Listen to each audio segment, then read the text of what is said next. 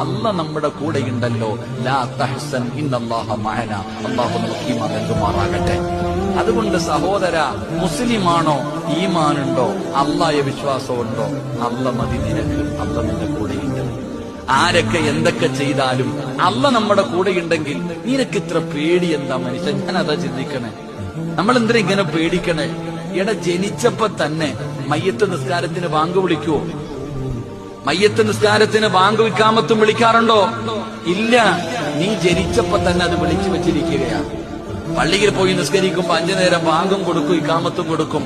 പക്ഷെ മയ്യത്ത് നിസ്കാരത്തിന് മുമ്പ് ബാങ്കും വിളിക്കൂല, ഇഖാമത്തും കൊടുക്കൂല.